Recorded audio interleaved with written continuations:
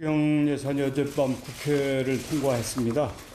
엄중한 상황을 감안해서 짧은 시일 내에 심의 의결해 주신 국회의장님과 의원님 여러분께 다시 한번 감사의 말씀을 드립니다. 정부는 오늘 임시국무회의를 개최해서 추가 경정예산 공고 및 배정 계획을 의결할 예정입니다.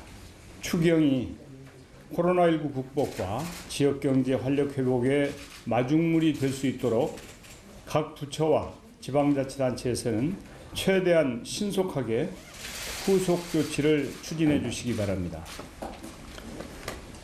산업과 경제를 우리가 걱정해야 될 시점이 되었습니다. 코로나19의 여파로 원자재라든지 각종 부품 수급에 문제가 없는지 미리미리 점검하는 노력이 꼭 필요하다고 생각합니다.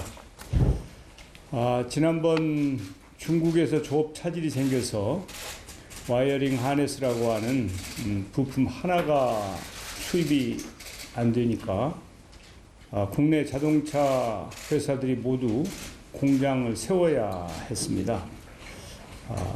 개방경제 체제에서는 부품 하나가 들어오지 않는 것이 공장을 멈춰 세울 수 있다고 하는 것을 우리가 직접 겪었습니다. 그때 국민적인 걱정이 얼마나 컸습니까? 이제는 유럽과 미국 등 주요 교역 국가들의 상황을 예의주시해야 됩니다. 우리 제조업은 스스로의 부품을 가지고 모두 운영하는 것이 아니고 중국뿐만 아니라 유럽, 미국, 일본 이렇게 글로벌한 협력을 통해서 제조업이 이루어지고 있기 때문에 산업부 등 관계부처는 우리 기업의 형편이 어떤지, 원자재나 부품 수급을 어떻게 해야 되는지, 다변화로 가능한지 아니면 다른 대체 소스를 찾아야 되는지 지금부터 적극적으로 노력을 해줄 것을 당부합니다. 이제 필요한 대책이 늦어지면 또 제2의 와이어링 하네스 사태가 올 수 있다고 하는 점을 말씀드립니다. 최근 신규 확진자가 사흘 연속 두 자릿수를 기록하는 등 지표가 개선이 되면서 이제는 일상 회복에 중점을 두어야 한다는 의견이 들려옵니다. 하지만 위기는 방심을 타고 옵니다. 미증유의 4월 개학을 결정하고 아이들의 학습권을 포기하면서까지 추진하는 방역임을 우리가 명심해야 하겠습니다. 미뤄진 개학까지는 보름이 조금 넘게 남았지만 이것은 결코 길지 않은 기간입니다. 학교 내 유입과 감염을 차단하기 위한 조치와 방역 중심의 교육 환경 개선이 시급하게 이루어져야 할 것입니다.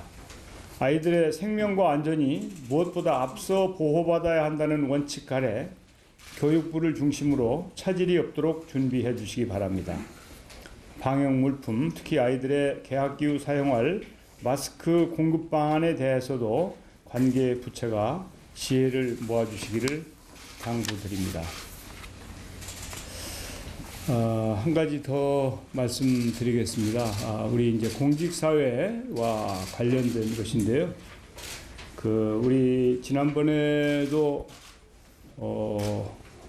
불미스러운 사태가 문화예술 쪽에서 한번 있었는데 최근에 해수부의 확진자가 자가격리 수칙을 지키지 않은 일이 다시 발생했고 그러므로 해서 그것과 직접 연결이 되는 것은 아니겠지만은 한 부처에 수십 명의 확진자가 나와서 정부의 신뢰를 깨는 그런 일이 있었습니다. 제가 그런 일이 재발하지 않도록 중앙 부처뿐만 아니라 정부 기관 또 지방자치단체에서도 유사한 일이 일어나지 않도록 부탁의 말씀을 드린 적이 있습니다만은 다시 한번 강조하고자 합니다.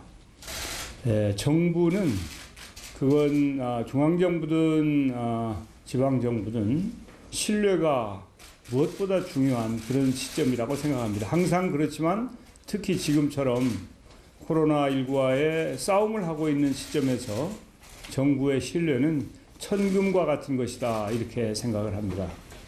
이제 공직자 스스로가 정부 정책과 규칙을 준수해야 국민들의 지지와 이해를 구할 수 있고 또 국민들이 협조할 것입니다.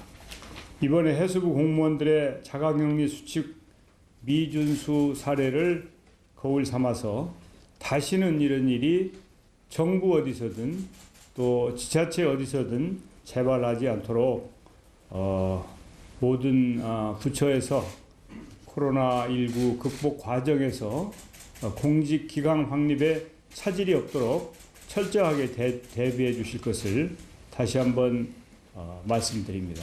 이상입니다.